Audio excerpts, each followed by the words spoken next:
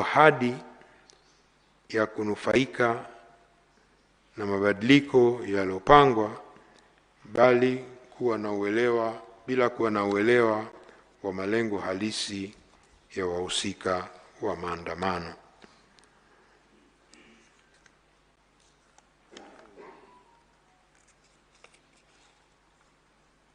Kuna kijana mmoja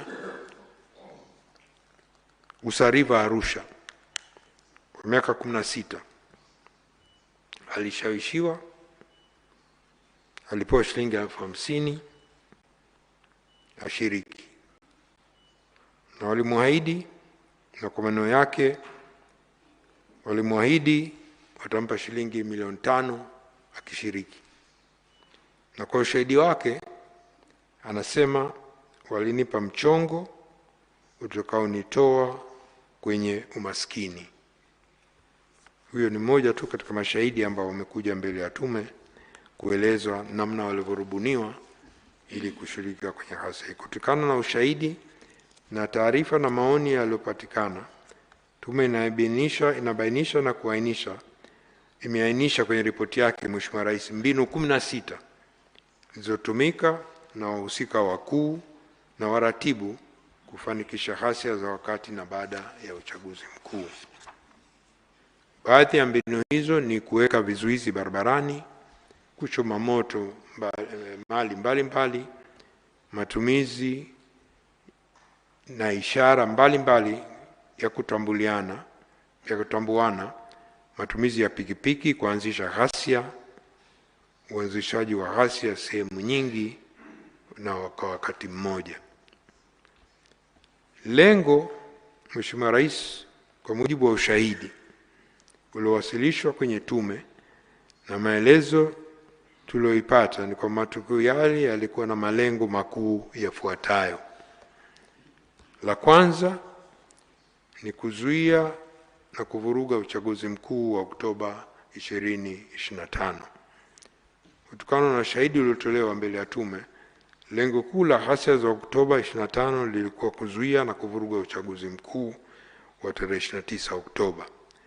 Lengo hili linadhihirisha kupitia vitendo mbalimbali wafanya ghasia, ikiwemo kuharibu vituo vya kupiga kura, kushambulia askari kwenye vituo, mawakala na wasimamizi wa uchaguzi, kuharibu mali za wasimamizi wa uchaguzi, vitishio, madhara na mashambulizi dhidi ya wananchi waliojitokeza kupiga kura, kupora mali za wasimamizi wa kupiga kura, na pia kuna ushahidi kwa wale wamepiga kura na bado walikuwa na vidole vyenye alama ya wino, kukatwa vidole vyao au kujaribiwa kukata vidole vyao, na wengi wao walipa fedha ili wajinusuru kufanywa hivyo. Pili ni kufikisha ujumbe kwa serikali. Kupitia ushahidi, taarifa na maoni, imekuwemo majadiliano na wataalamu wa uchumi, inaonekana kuwa kupitia ghasia za uchaguzi mkuu, vijana walioshiriki walipata mwanya wa kufikisha ujumbe kwa serikali kuwa wanataka kusikilizwa na kutatuliwa changamoto zao zinazowakabili. Ilibainika kuwa waratibu wa ghasia walitumia malalamiko ya wananchi dhidi ya serikali wakati wanawashawishi kushiriki kwenye ghasia. Lengo la tatu kwa walioshiriki ni wizi na uporaji. Kwa mujibu wa ushahidi, taarifa na maoni, miongoni mwa wafanya ghasia yalitokeza makundi makubwa yalikuwa na lengo la kuiba na kupora mali.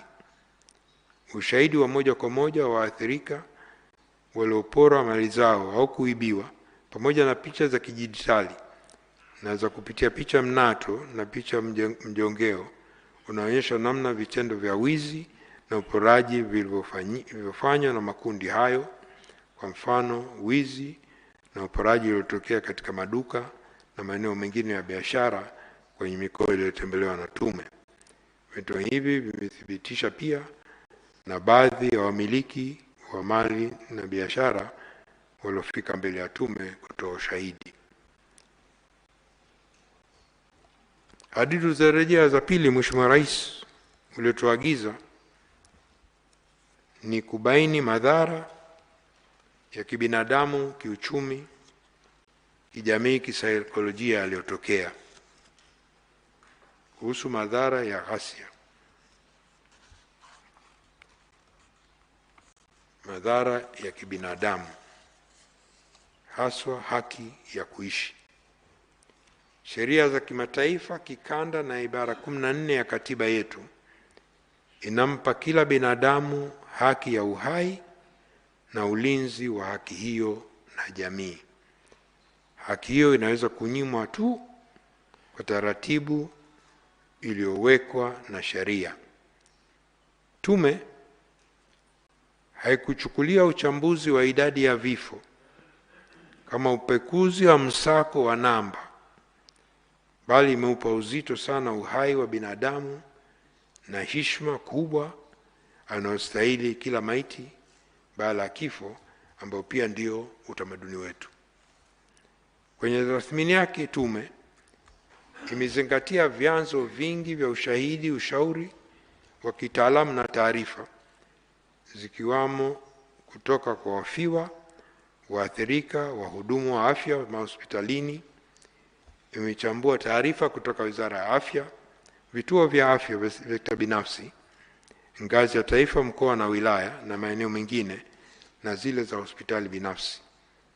Tume ilipokea pia vibali vya mazishi kutoka kwa familia, na vyanzo vingine ni wakala wa usajili, ufilisi na udhamini RITA yenye mamlaka ya usajili wa vifo, mamlaka ya maabara ya mkemia mkuu wa serikali yenye jukumu la uchunguzi wa kisayansi ya jinai inayohusiana na uchunguzi wa vinasaba, halmashauri za miji na mikoa na maoni ya wataalam wa patholojia na fani nyingine. Tume pia imepata fursa ya kuhojiana moja kwa moja na waganga na madaktari bingwa 80 wa sekta ya umma na binafsi katika mikoa 11 iliyotembelewa na tume, sambamba na picha mnato na mjongeo zilizothibitika kuwa na ukweli. Tathmini ya tume ni kwa jumla ya vifo vilivyotokana na ghasia za uchaguzi mkuu ni 518, ambao wanaume ni 490 sawa na 94.6, na wanawake ni 28 sawa na 5.4. Wingi kati ya vifo hivyo vilikuwa sio vya kawaida, yani unnatural. Vifo vya kawaida sio kisheria, vifo sio halali, sio unlawful. Kifo unlawful ni mahakama peke yake ndio kinakibaini, lakini kwa upimaji na sheria ya uchunguzi wa vifo inatambua vifo ambavyo sio vya kawaida, unnatural, na sheria nchi nyingi ni hivyo hivyo. Kuna vifo vya kawaida, uzee, vifo unnatural sio vya kawaida, ndio vilivyobainika hivyo. Mkoa wa Dar es Salaam ulikuwa na vifo vingi zaidi, ikiwa ni zaidi ya vifo 182, ikifuatiwa na Mwanza 90, Mbeya 80 na Arusha 53. Kati ya vifo hivyo 818, 21 vilikuwa vifo vya watoto. Katika kundi hilo 15 walikuwa watoto wenye umri kati ya miaka 15 na 17, 4 walikuwa umri kati ya miaka 7 na 10, na 2 umri chini ya miaka 5. Vifo 205 sawa na 96.7 vilikuwa vya raia, civilians, na vifo 16 sawa na 3.1 vilikuwa maafisa na askari wa vyombo vya ulinzi na usalama. Kati ya watu 518 waliofariki, 373 walifikishwa hospitali wakiwa wamefariki, na majeruhi 121 walifariki wakati wanapata matibabu kwenye hospitali. maiti 24 bado hazina taarifa kamili. Kati ya maiti 518, maiti 480 sawa na 92.7 zilitambuliwa na kuchukuliwa na familia zao. Mheshimiwa Rais, kwenye uchunguzi wa maiti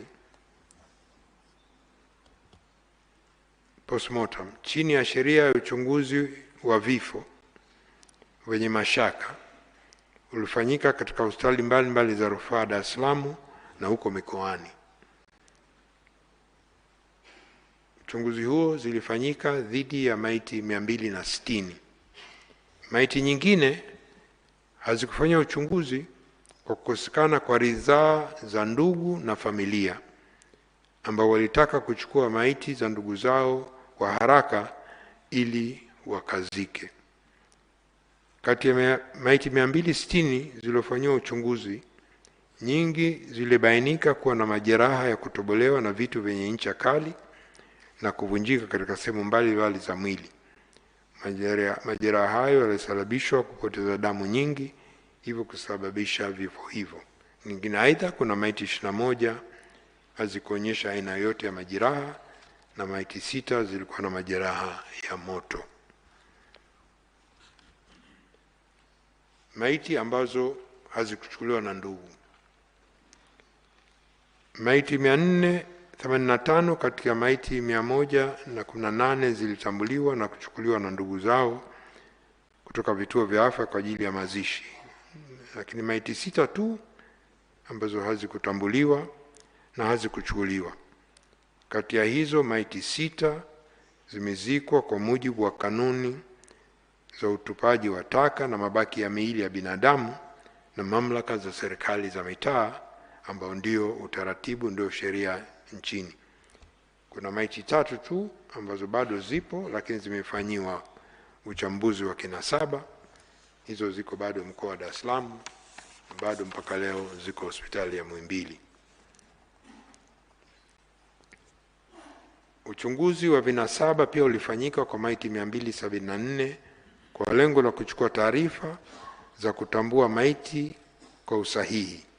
Taarifa hizi za kiuchunguzi zitasaidia sana kutambua ndugu na marehemu kwa ushahidi pale ambapo utahitajika.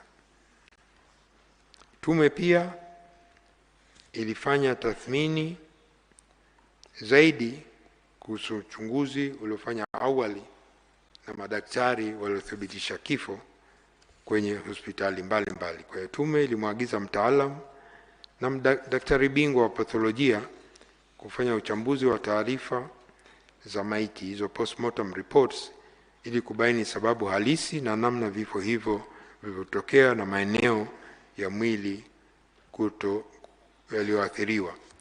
Katika kutekeleza agizo hizo, takriban taarifa za uchunguzi za maiti 216 zilifanywa uchambuzi wa kina.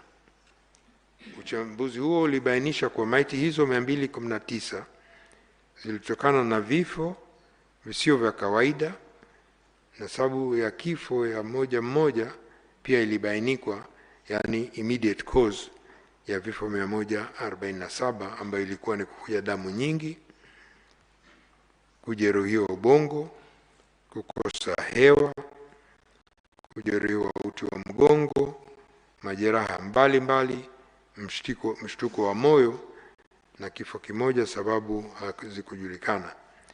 Vile vile sababu ya halisi ya vifo, yani underlying causes au antecedent causes, vifo vingi vilitokana katika idadi hiyo kupigwa risasi, ambayo ni vifo 197 sawa na 90%, na vifo 22 sawa na 10% havikuhusiana na matumizi ya silaha za moto.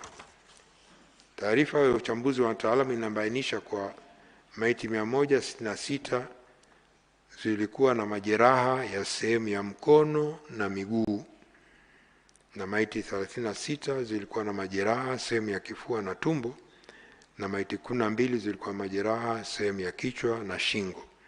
maiti moja ilikuwa haina baadhi ya viungo. Hata hivyo, kutokana na mazingira ya ghasia pamoja na madai ya baadhi ya mashahidi, idadi hiyo ya vifo iliyobainiwa na tume inaweza kubadilika kutokana na uwezekano wa kuwepo kwa baadhi ya ndugu ambao walizika maiti za wapendwa zao bila kufikisha kwenye vituo vya kutolea huduma ya afya au hawakupata fursa ya kuja mbele ya tume. Vile vile inawezekana kulikuwa na majeruhi ambao waliamua kutibiwa nje ya mfumo rasmi na wakafariki bila taarifa zao kufikishwa panapostahili. Tume pia ilipokea ushahidi na madai kuhusu watu kupotea au kutopatikana tangu wakati wa uchaguzi mkuu. Kwa kuzingatia ufafanuzi uliotolewa kwa idadi ya vifo hiyo 518 kwenye ripoti ya tume, inaweza ikawa sio kauli ya mwisho, not final and conclusive. Tathmini ya tume kuhusu vifo. Tume inatambua kuwa vifo vimeacha pengo kubwa katika familia na jamii na kuathiri kwa kiasi kikubwa nguvu kazi ya taifa. Madhara yaliyotokea yanasababisha baadhi ya familia kupoteza tegemeo lao kuu na hivyo kuziweka familia hizo hali ya utegemezi wa kiuchumi na kijamii. Tume pia imepokea ushahidi kwa watu 39 ambao inadaiwa walifariki au kupotea, ikiwemo baadhi ambao awali inasemekana miili yao ilionekana kwenye hospitali au vituo vya afya na kutambuliwa, lakini ndugu zao baadaye miili hiyo haikuonekana tena, na wengine walisema kuwa walizika nguo za marehemu ili kuhitimisha misiba. Hii ni moja ya jambo muhimu ambayo tume imetoa mapendekezo ili ifanyike kazi mapema iwezekanavyo. Tume pia ilipokea madai kutoka kwa waathirika na mashahidi wengine kuhusu watu kupigwa risasi, kujeruhiwa au kuuawa katika maeneo ambayo hayakuwa na ghasia na vurugu. Kuna madai ya watu kupigwa risasi kwenye makazi yao, ikiwa pamoja na ndugu, iko pamoja na ndani ya nyumba au sebuleni au ndani ya maduka. Hizi ni tuhuma nzito zinazoashiria uwezekano wa matumizi ya silaha za moto kinyume na miongozo na kanuni za kimataifa, kikanda na kitaifa na kuhusu matumizi haya ya moto. Hili ni jambo jingine linalohitaji kufanya upelelezi wa kina, na tume imeleta mapendekezo kwa mamlaka ya Mheshimiwa Rais. Mheshimiwa Rais, niseme kidogo kuhusu majeruhi. Tathmini ya tume inaonyesha kuwa hadi kufikia 31 Machi mwaka 2026, majeruhi waliokuwa wamehudumiwa katika vituo vya afya vya umma na binafsi walikuwa ni 2390. Kati yao raia civilian walikuwa 2270, 95%, na maafisa na askari wa vyombo vya ulinzi na usalama 120, sawa na 5%. Kuna uwezekano kwa baadhi ya majeruhi hawamo katika idadi hiyo kwa sababu mbalimbali, kwa pamoja na uwezekano wa baadhi ya majeruhi kuendelea kupata matibabu nje ya vituo rasmi vya kutolea huduma za afya na wengine kukimbia nchi jirani, hususan kwa mikoa ya mipakani ya Mbeya, Songwe, Arusha na Mara kwa hofu za kukamatwa. Majeruhi waliopata majeraha makubwa walikuwa 219, sawa na 9.2% ya majeruhi wote. Kati yao majeruhi 197 walikuwa na majeraha yanayotokana na risasi na 22 hayakuwa na risasi. Wengi wa majeruhi katika kundi hilo walazimika kulazwa hospitali ili kupata huduma za matibabu. Aidha, majeruhi 2171 walipata majeraha madogo ambayo ilipata huduma na kuruhusiwa. Kati yao majeruhi 833 walikuwa na majeraha yaliyotokana na risasi katika sehemu chini za mwili, wakati majeruhi 126 walikuwa na majeraha sehemu ya juu ya mwili. Na uchunguzi wa kitabibu kwa majeraha wote ulifanyika kwenye vituo vya umma na huduma za afya, na majeraha wote hao waliopata huduma kulikuwa hakuna ushahidi wowote wa mtu yoyote katika hao ambayo aliteswa. Lakini pia Mheshimiwa Rais, kulikuwa na madai ya kuwepo makaburi ya halaiki. Kulikuwa na madai hayo kupitia vyombo vya habari vya kitaifa na mitandao ya kijamii kusuwepo kwa makaburi halaiki eneo la makaburi ya Kondo, Kunduchi, manispaa ya Kinondoni, Dar es Salaam. Tume imefanya uchunguzi ikiwa ni pamoja na kutembelea na kukagua eneo la makaburi, kufanya mahojiano na kupata taarifa ya afisa msimamizi wa makaburi hayo kutoka manispaa ya Kinondoni na kuchukua ushahidi wa wasimamizi wa makaburi ya Kondo. Tume pia imeshirikisha wataalamu mbalimbali ili kufanya uchunguzi wa kisayansi kuhusu madai hayo, ikiwa pamoja na picha za satellite iliyotumika kuleta madai hayo.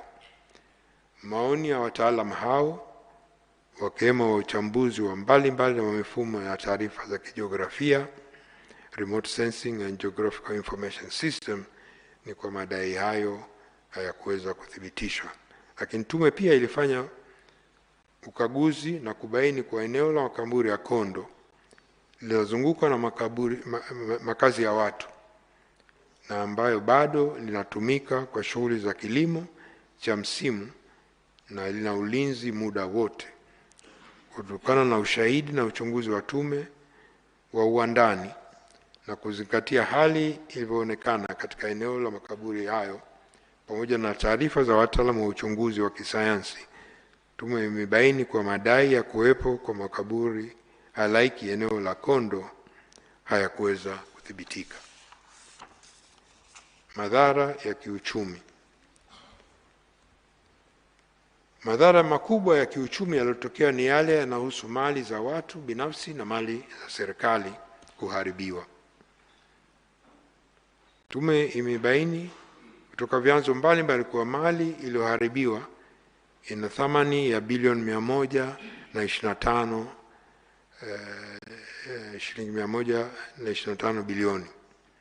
Kati ya mali hizo, mali za sekta binafsi ambayo ni watu binafsi, vituo vya mafuta, CCM na benki zina thamani ya bilioni 89 sawa na 71.2, na mali za umma ambazo ni mali za serikali na taasisi kama zile shule, TRA, mahakama, polisi, DART, TANROADS, TANESCO, TTCL zina thamani ya shilingi bilioni 36 sawa na 28.8.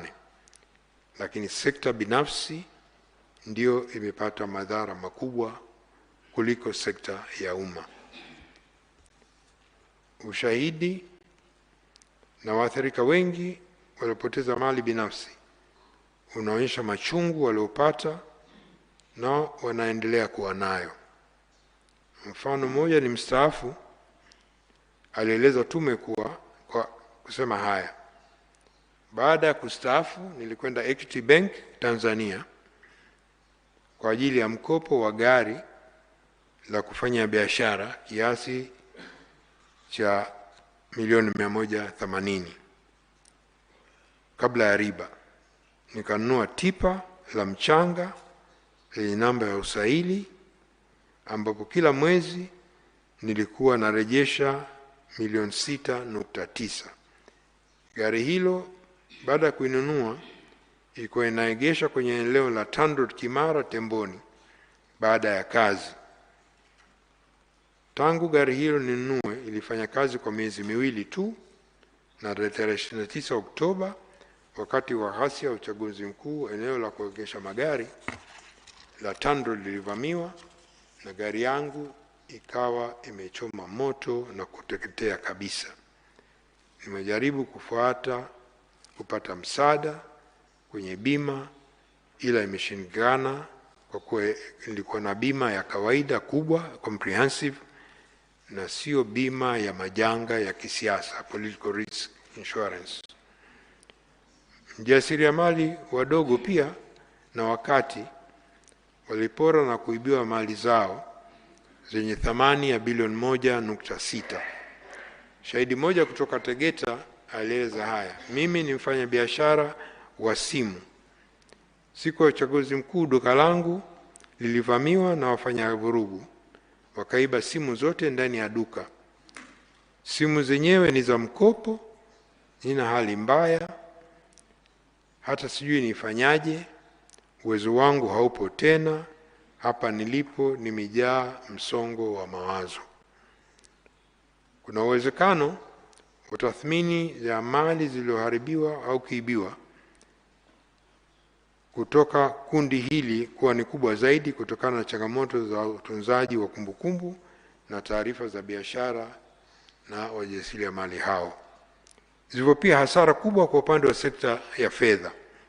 Kwa mfano, jumla ya shilingi milioni 621.7 ziliporwa na kuibiwa katika ATM,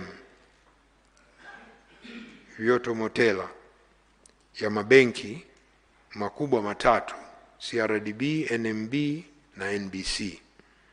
Sekta nyingine zilizoathirika kiuchumi ni kushuka kwa masoko ya fedha,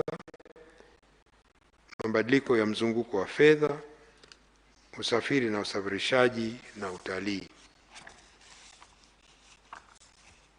Kwa mujibu wa taarifa ya Februari 2025 ya kampuni ya kimataifa ya kutathmini kiwango cha nchi kuaminika katika kukopa, yaani Moody's, kiwango cha Tanzania cha kuaminiwa katika kukopa, credit rating, kimebaki katika kiwango cha B1.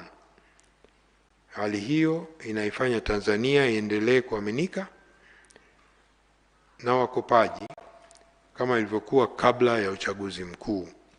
Aidha, wachumi waliokutana na tume walisisitiza kwa iwapo viashiria vya kisiasa, political risks, havitashughulikiwa ipasavyo, kiwango hicho kinaweza kushuka. Kwa mujibu wa Benki Kuu, uamuzi wa Mheshimiwa Rais kuunda tume ya uchunguzi ilikuwa ni uamuzi mzuri na wakati, na kwa kiasi ni muhimu, ulikuwa muhimu, chanzo muhimu cha kujenga imani kwa uchumi wa Tanzania. Madhara mengine ambayo tume ilielekeza kuchambua ni madhara ya kisaikolojia.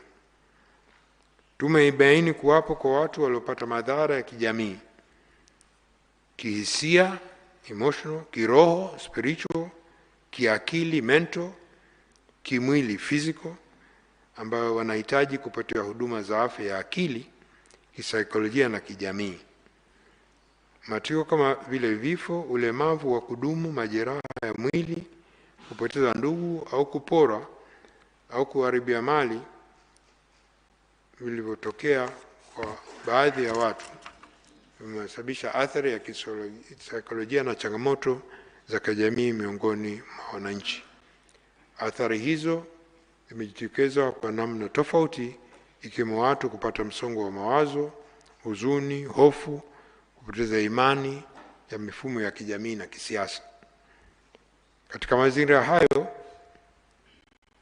imebainika kuna mgawanyiko ambao jamii imepoteza mshikamano na kuaminiana. Kundi lingine ambalo liliathirika ni wahanga, wauguzi na wahudumu kwenye vituo vya afya, ambao wengi walifanya kazi masaa 72 mfululizo, na mmoja wao anasema haya kwamba anataka hata kuacha fani hiyo yake ya udaktari. Shahidi mwingine kutoka mkoa wa Shinyanga alisema kuwa baada ya kupigwa risasi ya mguu nilipoteza uwezo wa kutembea na kama zamani maisha yangu yamebadilika sana. Ukosefu wa baiskeli ya kunisaidia kusafiri kutoka eneo moja kwenda lingine, hususan kwenda shuleni, umeninyima uhuru wa kushiriki maisha ya kawaida kama kijana wenzangu. Nimejikuta nikiwa na huzuni na msongo wa mawazo kwa sababu siwezi kufika shuleni, kushiriki na marafiki, wala kuendelea na ndoto zangu. Mara nyingi najihisi sana thamani na nimeachwa peke yangu, hali ambayo imenifanya niishi katika upweke. Wakati wa kusikiliza mashahidi, tume ilibaini uwepo ya watu 107 wenye hitaji la msaada wa kisaikolojia ili ichukue hatua. Iliwaunganisha waathirika hao moja kwa moja na wizara yenye dhamana ya masuala ya maendeleo ya jamii ili waweze kuchunguzwa na kupatiwa msaada wa kisaikolojia. Tunashukuru hilo limefanyika na waathirika wote 710 walifikiwa na walipatiwa huduma za kisaikolojia mikoani na wilayani na ustawi wa jamii, idara ya ustawi wa jamii wa serikali. Mheshimiwa Rais, hadidu za rejea ya 3 ilikuwa ni kubaini hatua za kubaini, kuzuia na kudhibiti ghasia. Kuhusu kubaini, viashiria vya kutokea kwa ghasia siku ya uchaguzi mkuu Oktoba 25 vyenye lengo la kuzuia na kuvuruga uchaguzi vilianza kujitokeza kupitia mitandao ya kijamii takriban miezi 6 kabla ya uchaguzi. Kwa nyakati tofauti, kuanzia mwezi wa Aprili hadi Oktoba 25, Mamlaka ya Mawasiliano Tanzania TCRA ilikuwa ikiwasilisha taarifa zinaonyesha viashiria vya ghasia kwa mamlaka na vyombo vya ulinzi na usalama na taasisi nyingine ili zichukue hatua. Tarehe 17 Oktoba 2025, TCRA ilibaini bango mtandaoni lililokuwa na maudhui yanayohamasisha ghasia na kuzuia uchaguzi mkuu. Bango hili lilionyesha malengo ya maandamano yaliyoandaliwa kuwa ni ya kitaifa, kuwa ni ya kuzuia na kuvuruga uchaguzi mkuu uliopangwa tarehe 29 Oktoba. Katika taarifa yake ya 26 Oktoba, TCRA pia ilibaini kuwepo kwa mjadala katika moja ya mitandao ya kijamii kuhusu namna watakavyotekeleza ghasia siku ya uchaguzi. Majadiliano hayo yalionyesha kuwa siku ya uchaguzi yangeharibu mifumo ya umeme ili kuliingiza nchi gizani, kuchoma moto vituo vya mafuta na kuchoma moto vituo vya kupigia kura kwa lengo la kuvuruga uchaguzi mkuu. Licha ya viashiria vya mtandaoni viliwekwa wazi zaidi, kulikuwa pia na viashiria ambavyo tume ilivigundua kupitia mashahidi waliofika mbele ya tume. Mfano ni kuwepo kwa vijana wasiopungua 500 katika majengo, misitu na makambi katika maeneo mbalimbali nchini kwa takriban siku 28 ambapo walihifadhiwa na kupatiwa mafunzo kwa ajili ya kufanya ghasia siku ya uchaguzi mkuu. Tume kupitia uchunguzi wake ilibaini kwa moja ya nyumba hizo iliyopo Dar es Salaam ilikuwa umbali wa takriban mita 10 kutoka kituo cha polisi. Pamoja na tume kupokea ushahidi unaonyesha kuwepo kwa baadhi ya viashiria vya mipango ya vurugu siku ya uchaguzi mkuu, hakuna ushahidi unaonyesha kubainika kwa vitu hivyo vichache ambavyo tumeviongelea au hatua stahiki kuchukuliwa kikamilifu kabla ya matukio ya uvunjifu wa amani. Kama nilivyoeleza awali, uvunjifu wa amani uliotokea ulithibitishwa kiwango kikubwa cha matayarisho ya vurugu hizo. Wafanya ghasia walitumia mbinu mbalimbali ambazo hazikutarajiwa, na mbinu hizo ni pamoja na kufanya vitendo vya uvunjifu wa amani kwa wakati mmoja katika sehemu mbalimbali za miji na sehemu nyingine kwa kutumia mbinu mtawanyiko, dispersal violence points, ili kuzuia polisi wasiweze kukabiliana nao na kuwadhibiti kwa urahisi. Ikumbuke pia kwa siku hiyo ya uchaguzi, polisi wengi walikuwa kwenye vituo vya kupiga kura wakilinda amani na sare tu na bila kuwa na silaha yoyote. Wananchi pia waliokuja mbele ya tume waliona ishara za vurugu zitatokea siku ya uchaguzi mkuu. Shahidi mwingine aliyofika mbele ya tume alieleza kuwa waliona ishara ya vurugu kupitia mitandao ya kijamii na wengine kutoa taarifa mbele ya tume kuhusu hofu walikuwa nayo, na kwa mfano ni hiyo. Kiongozi mmoja wa dini aliambia tume kuwa kabla ya siku ya uchaguzi mtoto wake alikuwa na taarifa kuhusu vurugu zilizokuwa zimepangwa kuzuia uchaguzi usifanyike. Aliposhinda kuwashawishi baba na mama yake wasijitokeze kupiga kura, aliwashauri kuwa angalau wasafishe vidole vyao mara tu baada ya kupiga kura, kwa kuwa wapo watu wamejipanga kukata vidole kwa hao ambao wamepiga kura. Polisi na vyombo vingine vya ulinzi na usalama katika ngazi ya taifa, mkoa na wilaya, kama walivyokuwa Watanzania wengine, walishtukizwa na hawakuwa wamejiandaa kwa kutosha kwa aina ya ghasia zilizotokea tarehe 9 Oktoba zilizotokea wakati huo katika mikoa 14, wilaya 33 na maeneo 202.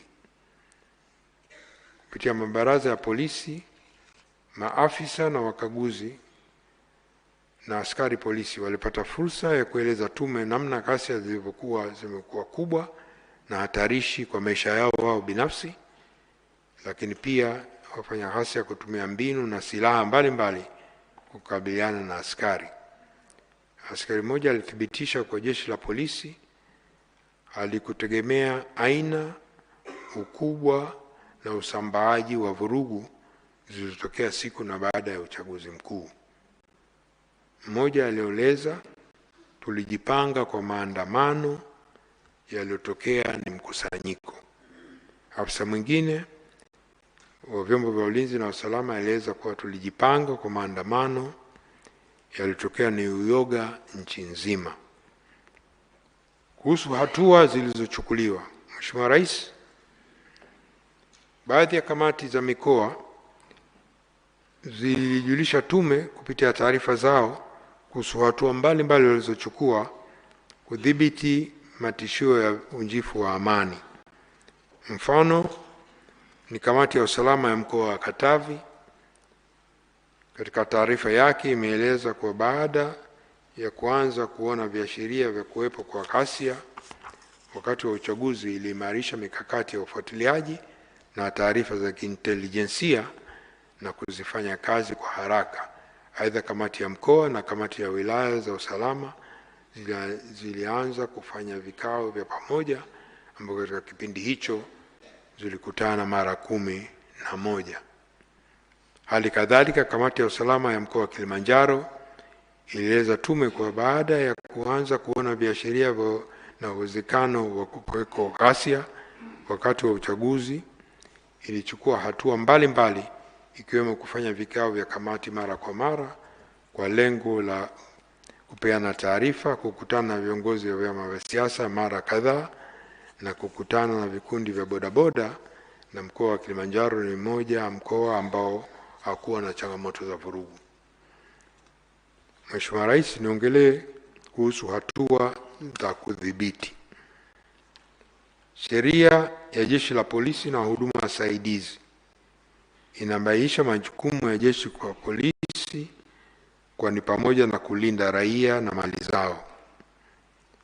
Aidha, ili kutekeleza jukumu hilo, askari wa Jeshi la Polisi wameruhusiwa kubeba silaha wakati wa utekelezaji wa majukumu yao. Hata hivyo, ruhusa ya kubeba silaha inayotolewa chini ya sheria hiyo sio ruhusa ya moja kwa moja ya matumizi ya silaha hizo.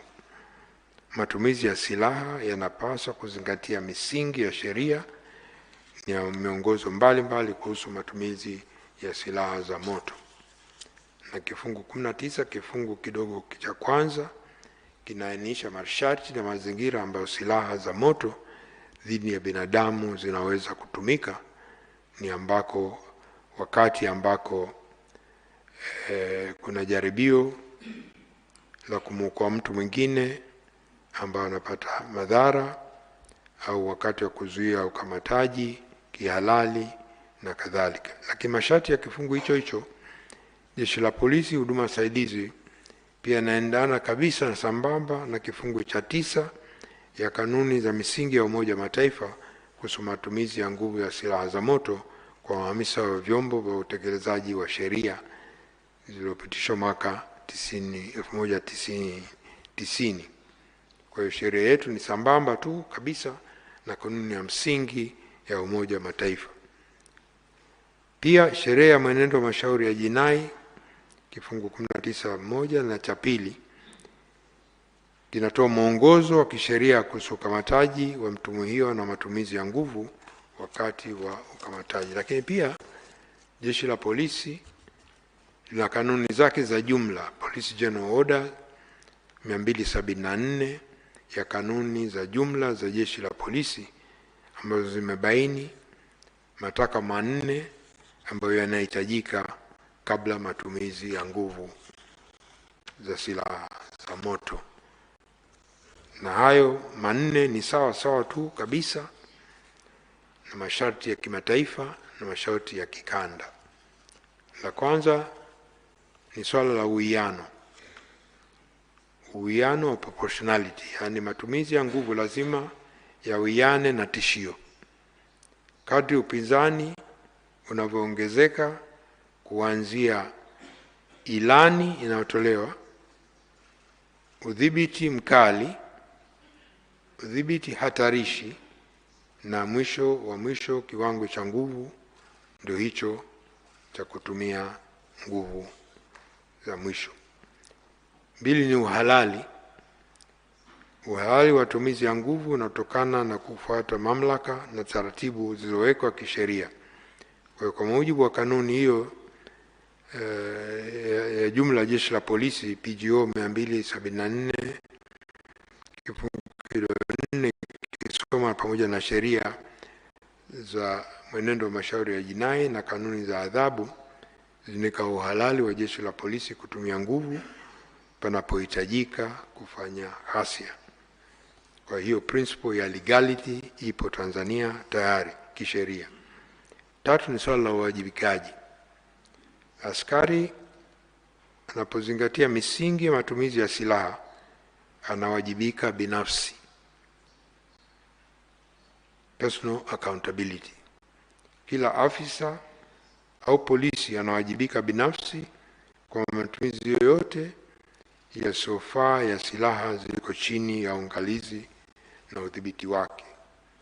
Kwa msimamo huo pia umebainishwa katika kesi nyingi dhidi ya polisi ambao zimeamuliwa na Mahakama Kuu na Mahakama ya Rufani ya Tanzania na nchi nyinginezo.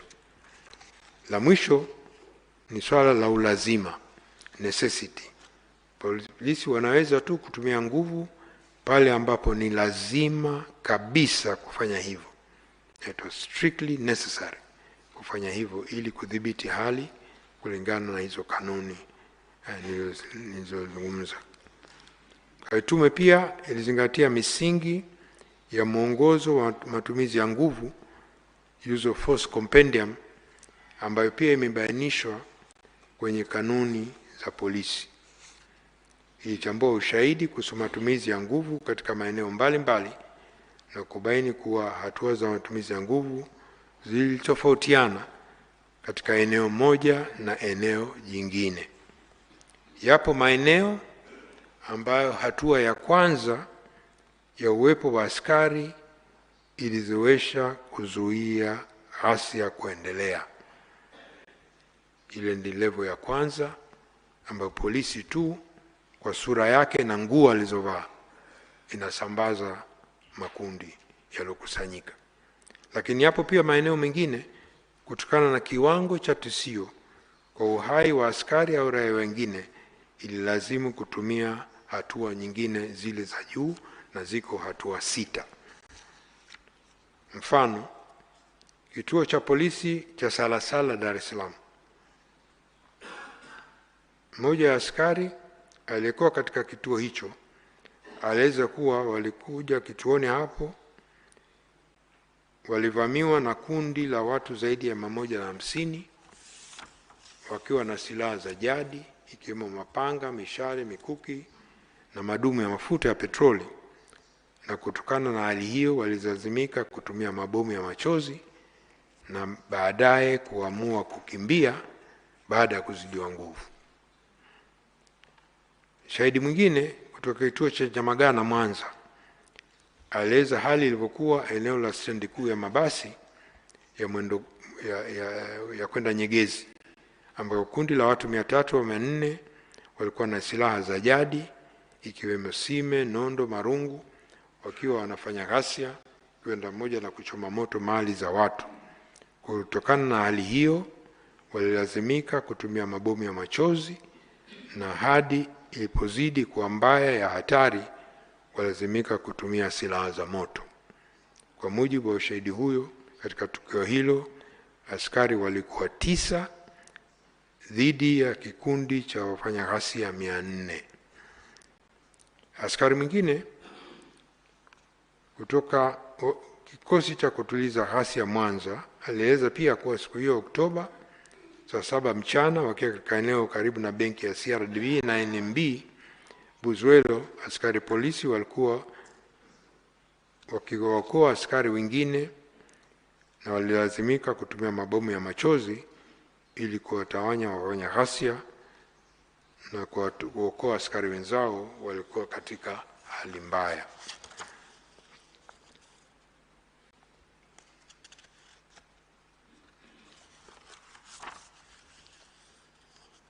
Tume pia ilipokea ushahidi kutoka baadhi ya mashahidi walidai kwamba polisi ilitumia nguvu katika kudhibiti ghasia kama ifuatavyo. Tarehe 30 Oktoba 2020, mkazi wa Mombo Songwe anasema kwa majira ya mchana alikuwa kisimani anachota maji na mtoto wake. Walisikia mlio wa mabomu, kawa anakimbia akiwa amebeba mtoto. Mtoto alidondoka chini baada ya kupigwa risasi kichwani. Mkazi mmoja wa Marungu, wilaya ya Rumeru, alitaarifu tume kuhusu tukio la mwanawe wa umri ya miaka 35 alipigwa risasi 4 na askari polisi katika eneo la Kimondulu tarehe 29 Oktoba akiwa karibu na dukani kwake.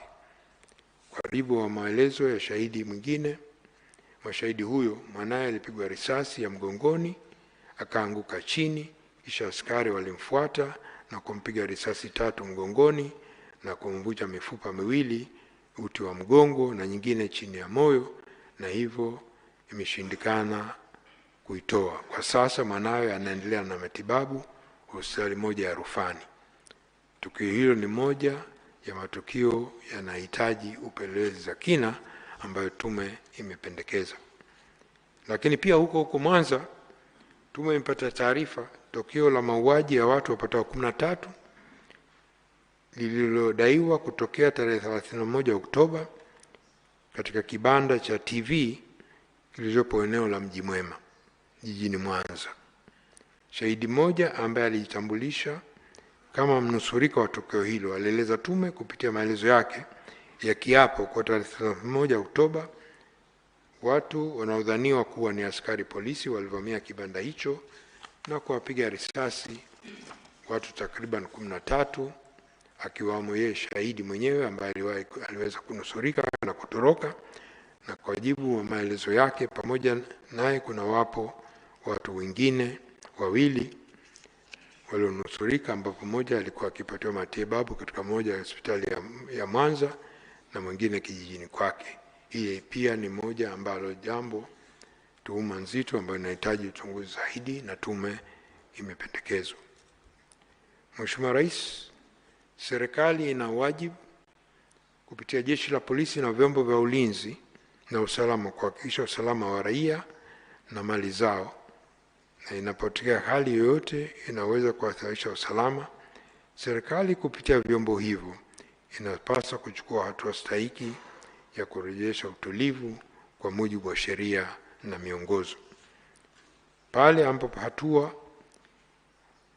zilizochukuliwa zimesababisha madhara kwa raia kutokana na matumizi ya nguvu ya afisa au maafisa wa vyombo vya ulinzi na salama, basi upelelezi wa haraka uhuru kikamilifu unatakiwa ufanyike kwa mujibu wa miongozo yetu nchini, ya kikanda ya kimataifa.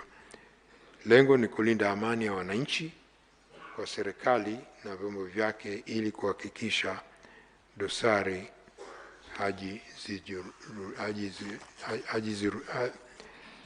hazijirudii.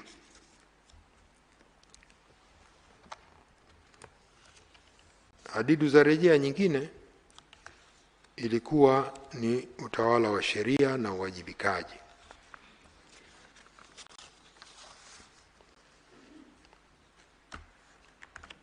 Lakini kuja nijenge daraja, Mheshimiwa Rais, katika hatua zilizochukuliwa na uwajibikaji ambayo nitalizungumzia sasa hivi.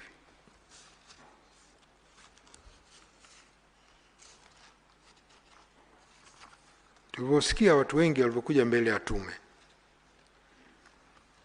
nadhani ni matarajio ya wengi kwamba hii leo tume pia ingewasilisha kwako baada ya siku 153 na kuanika hadharani wahusika wakuu walopanga, waloratibu, walofadhili matukio ya ghasia. Kuna tegemeo hilo. Pia kuna tegemeo kwamba leo hii baada ya siku 153 waliokiuka haki ya uhai pia tungewatangaza. Hilo ni tegemeo la wengi, lakini hilo kwa maoni yetu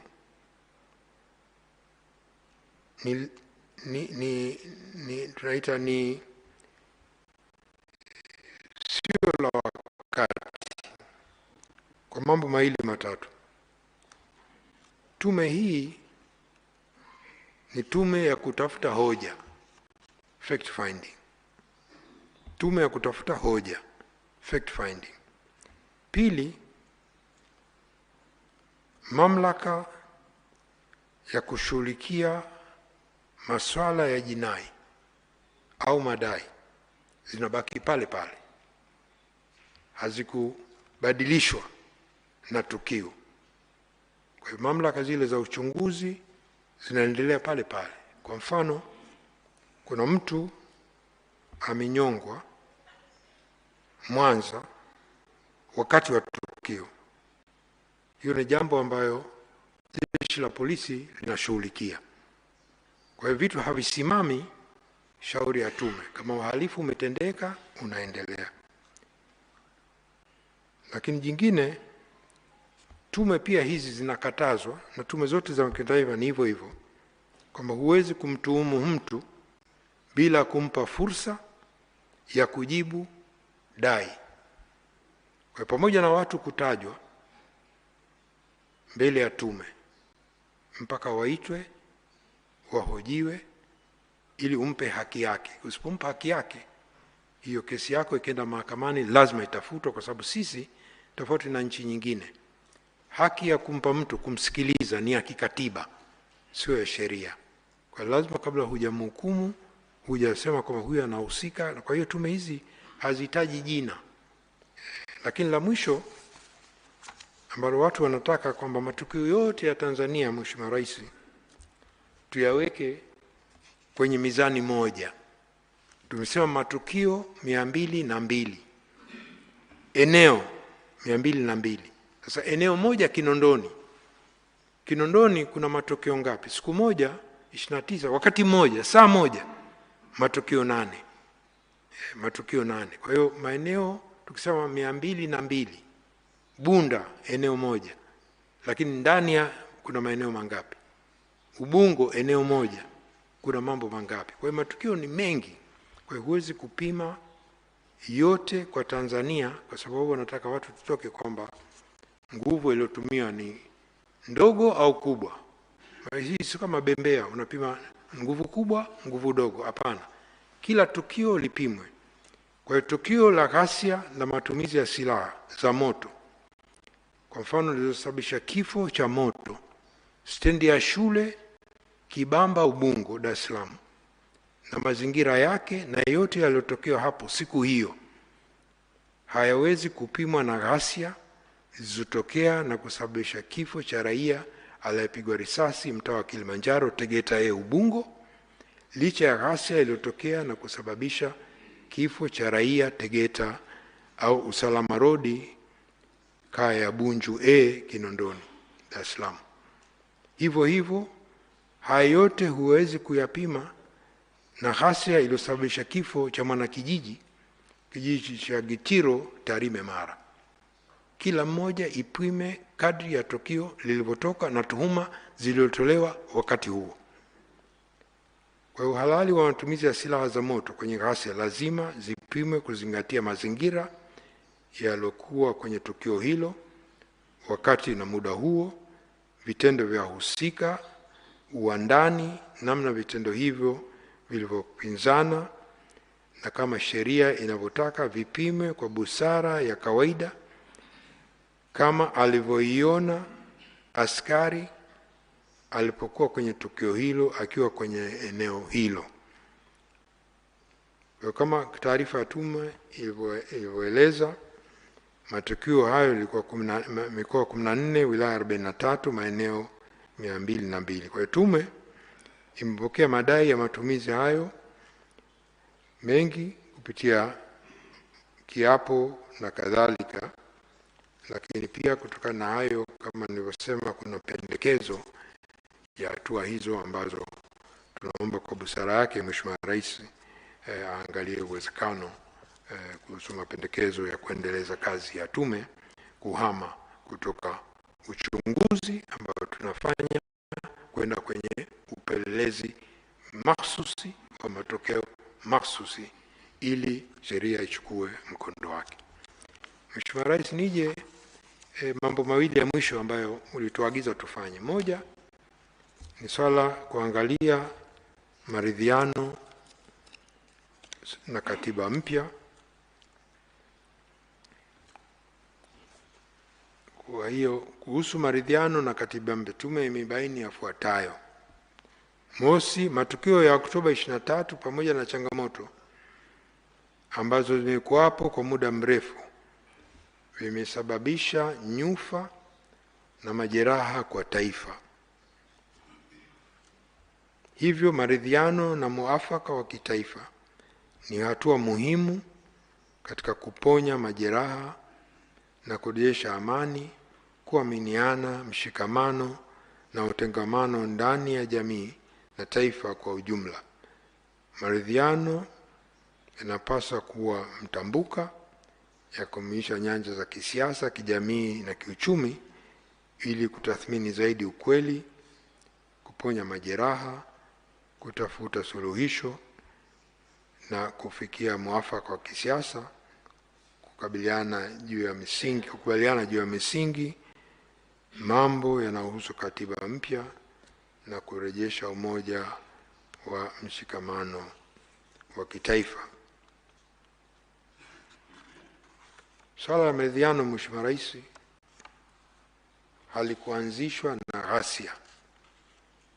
Lilianzishwa kwa maoni ya wengi walivyoingia madarakani mwaka 2016 na falsafa ya 4R ambayo moja ni maridhiano.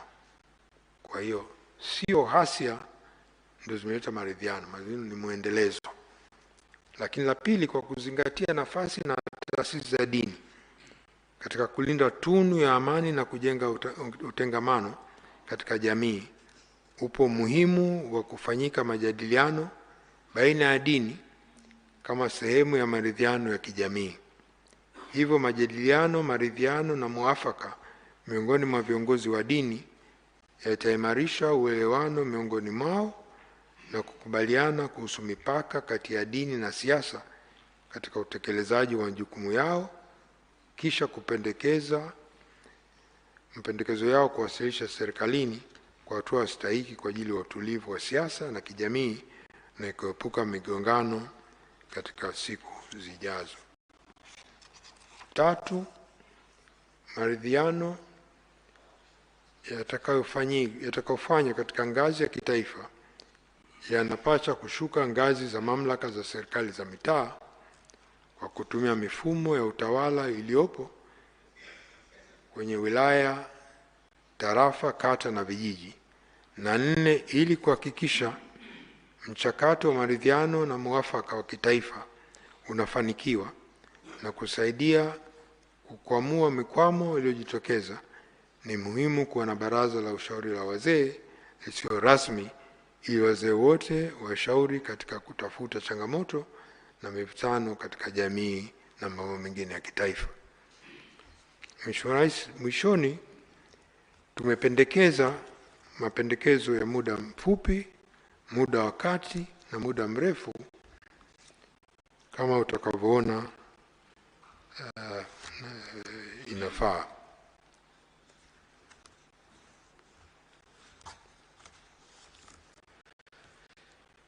Tume inawasilisha mapendekezo mbalimbali yakiwemo ya muda mfupi, muda mrefu na muda wa kati. Kwa minajili ya wasilisho hili, naomba tu nieleze baadhi ya mapendekezo hayo, lakini hakuna pendekezo ambalo linapendekeza kuanzishwa kwa taasisi mpya. Mapendekezo ya muda mfupi.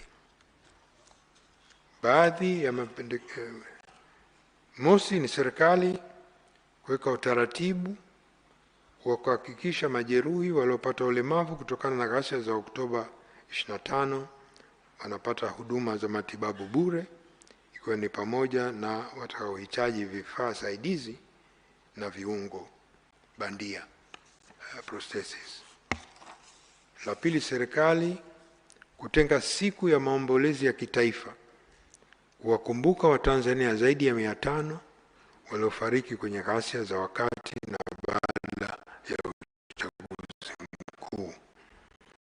Tatu, ni serikali iweke mkakati na kutengeneza rasilimali kwa ajili ya utoaji wa huduma za msaada wa kisaikolojia na kijamii, pamoja na kufanyika kwa tathmini ya haraka, rapid assessment, ya athari za kisaikolojia na kijamii katika maeneo yaliyoathirika na ghasia za Oktoba 25. Nne, ni maoni ya tume kwamba ni muhimu katiba mpya ipatikane ifikapo 2028 ili itumike katika uchaguzi ujao wa serikali ya mitaa mwaka 2020 na uchaguzi mkuu mwaka 2030. Ili kufika lengo la kupata katiba hiyo kabla 2029, serikali tunaipendekeza iunde kamati ya wataalamu wa katiba ambayo itakuwa na jukumu la kupitia katiba iliyopo, rasimu ya katiba ya Tume ya Mabadiliko ya Katiba, katiba pendekezo ya mwaka 2014, ripoti za tume mbalimbali na kamati na vikosi kazi mbalimbali. Baada ya kufanya mapitio hayo ya nyaraka ambayo itafanywa na hii kamati ya uandaji wa katiba, kamati ya wataalam ipate maoni na michango ya wananchi. Tumebaini kuanzia 2014 mpaka hii leo kuna Watanzania zaidi 16 milioni 16 hawakushiriki katika mchakato wa mwaka 2014 kwa sababu walikuwa chini ya miaka 18. Kwa ndio umuhimu wa hii kamati ya wataalam kupata wadau, lakini kupata wadau au vijana kwenye kuchangia kwenye katiba na kuandaa rasimu ya katiba itakayopigiwa kura na wananchi, referendum.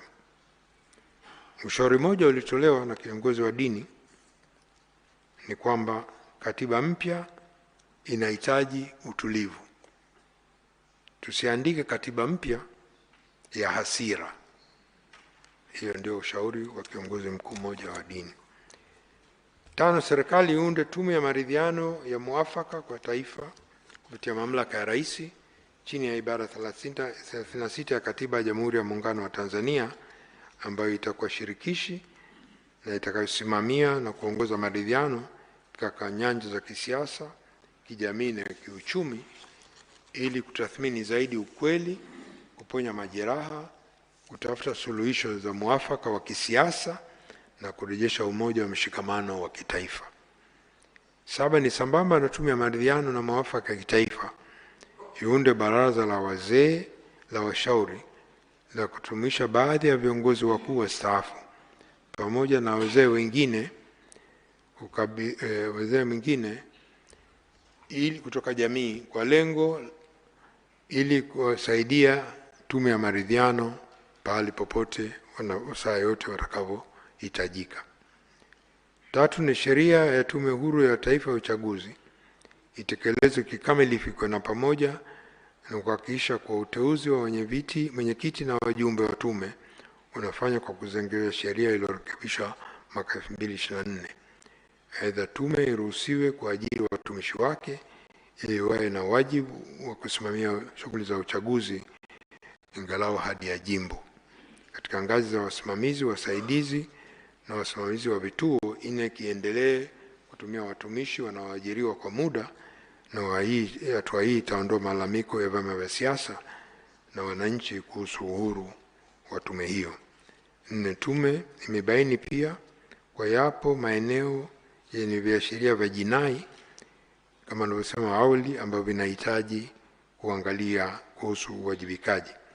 Hivyo inapendekeza kwa kuunda kwa tume ya uchunguzi wa kijinai kufuatia matukio ya ghasia ya wakati na baada ya uchaguzi mkuu kwa mujibu wa sheria ya tume ya uchunguzi kwa mamlaka ambayo anayo Mheshimiwa Rais wa Jamhuri ya Muungano wa Tanzania.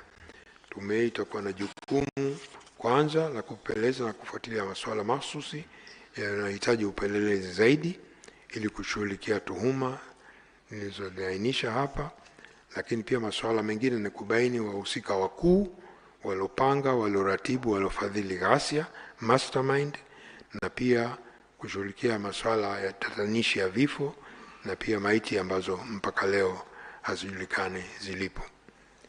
9, ni jeshi la polisi libuni na kutekeleza mkakati madhubuti wa kurejesha na kuimarisha mahusiano yake na jamii kwa manufaa ya ulinzi na usalama wa raia na nchi kwa ujumla kama ilivyopendekezwa na tume ya haki jinai.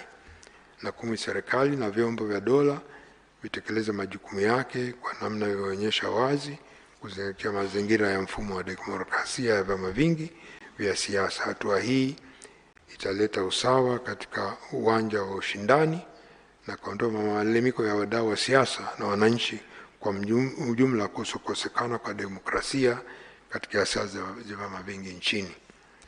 11, maadili ya viongozi yasimamiwe kwa karibu ikiwa ni pamoja na mitindo ya maisha ya baadhi yao na miiko ya utumishi wa umma ili kubaini na kudhibiti vitendo vilivyokabilika kama vile rushwa na ufisadi. La 11, sheria ya Baraza la Taifa la Vijana sura 411 itekelezwe na baraza liundwe lianze kutumika kama jukwaa la maridhiano na hasa majadiliano na utatuzi wa masuala kuhusu vijana. Mapendekezo machache niongelee, Mheshimiwa Rais, kuhusu yale ya muda wa kati. Serikali imarisha mifumo ya uwajibikaji kuhakikisha watendaji wote hususan wa ngazi za kati na chini wanasikiliza na kushughulikia kero za wananchi kwa wakati na kuwajibika pale wanaposhindwa kutekeleza majukumu yao ipasavyo na wanapokiuka sheria. Ili kutekeleza jukumu hilo kwa ufanisi, ni muhimu kuviwezesha vitengo vya ufuatiliaji na tathmini katika taasisi ambavyo kwa muundo wa sasa vinawajibika moja kwa moja kwa mkuu wa taasisi. Pili, serikali iendelee na iweke kipaumbele katika kutekeleza mapendekezo ya tume za vikosi mbalimbali ikiwemo ile ya mfumo wa haki jinai na vikosi kazi vingine. Serikali pia, pendekezo jingine, huimarisha mfumo wa ajira ili uwe wa ushindani na haki. Ingine, serikali imarisha usalama, ulinzi na ufuatiliaji katika maeneo ya mipaka hasa yenye vipenyo vingi ili kuzuia uharibifu na uingiaji nchini kiholela. Tano, serikali imarisha ulinzi shirikishi kupitia mamlaka ya serikali za mitaa kuwashirikisha wananchi, ikiwa ni pamoja na kurejesha mifumo ya nyumba kumi kisheria. Hatua hii itasaidia kubaini viashiria vya uhalifu na kuchukua hatua stahiki kwa wakati. Mathalan, ushahidi ulibaini kuwekwa kwa nyumba mbalimbali kwenye makazi ya watu zilizotumika kama makambi ya kuwahifadhi vijana walikuwa wanaandaliwa kwa kupatiwa mafunzo kwa ajili ya kufanya hasia. Hata hivyo, mafunzo ya ulinzi vyombo vya ulinzi hawakuweza kubaini kuhusu makambi hayo.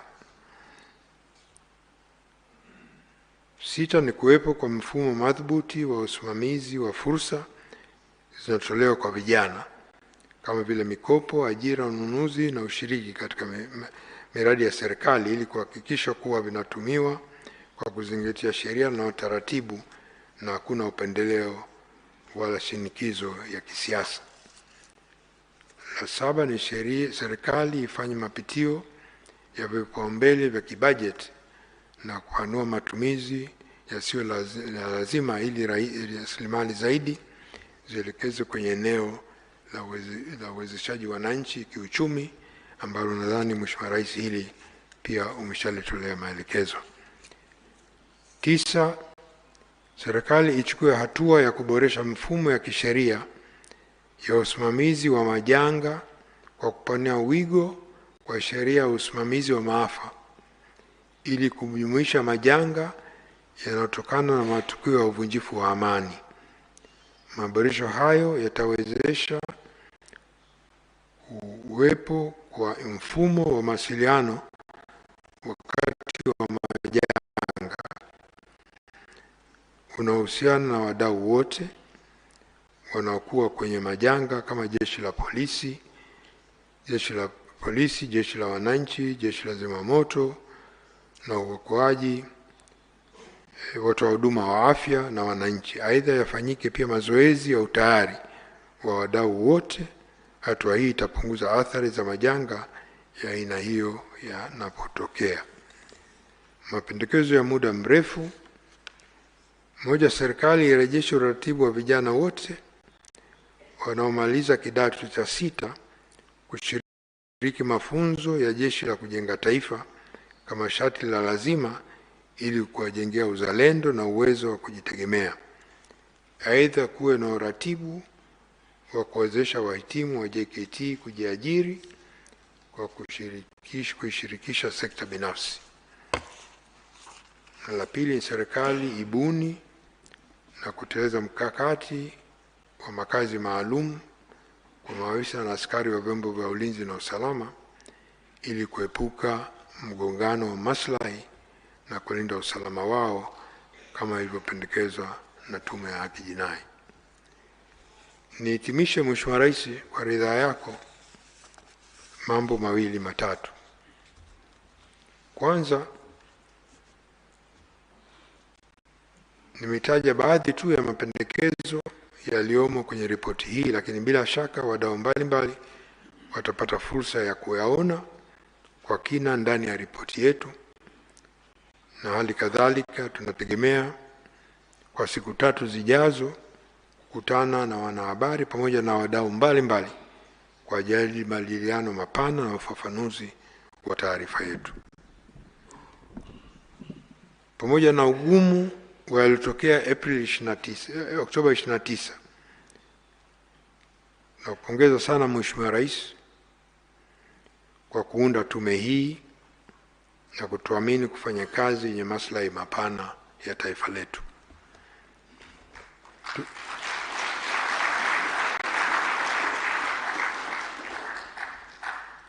Tulisikiliza vilio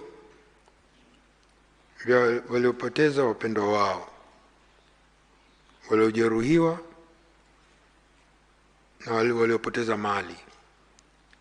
Tuliona macho ya vijana waliokamatwa wakiulizwa kwa wasiwasi mustakabali wao tulipowatembelea magerezani. Tulikutana na familia ambazo hadi leo hazijaelewa nini au nani, kwa nini, nani aliyomdhuru mpendwa wao na kwa nini. Lakini pia kwa upande mwingine, tuliona Tanzania yenye upande wa ujasiri, uzalendo na hekima. Tulisikiliza viongozi wa dini wakiomba amani kwa nguvu ya ukweli. Tuliona wazee wenye busara wakitoa maneno ya hekima. Tulipata ushirikiano wa wananchi ambao walikuja kwa ujasiri mbele ya tume. Lakini sio hivyo tu, kwa kawaida pia kwa sababu wanalipenda taifa lao. Na kuhusu wananchi na watu waliokuja mbele ya tume, sio jambo la kawaida kwa tume kama hii ya uchunguzi kwa siku 153 kuwasiliana kwa karibu sana na kwa namna moja au nyingine na watu wapatao 63,603. Hiyo ni sawa na wakazi wote wa Tukuyu au wakazi wote wa Korogwe au wakazi wote wa Bagamoyo. Kwa tunawashukuru sana Watanzania kutuamini na kushiriki katika hii hatua ya kwanza au hatua hii muhimu ambayo aliona Mheshimiwa Rais siku alivyoapishwa kwamba ndio njia ya mwelekeo wa taifa letu. Kwa Mheshimiwa Rais, hayo machache, naomba sana kwa heshima kabisa nikushukuru kwa hayo, na niombe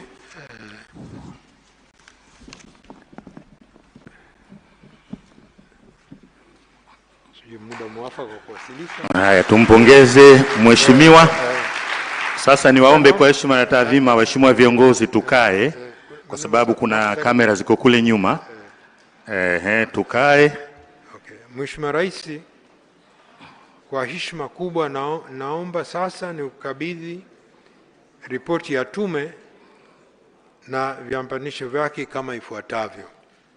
Kwanza ni ripoti kuu, pili ni muhtasari wa ripoti, mwenendo wa uchukuaji wa ushahidi ambayo una volume juzuu 2, viapo vya mashahidi affidavit ni juzuu nyingi za kila mkoa tuliotembelea, taarifa ya uchunguzi wa maiti mbalimbali,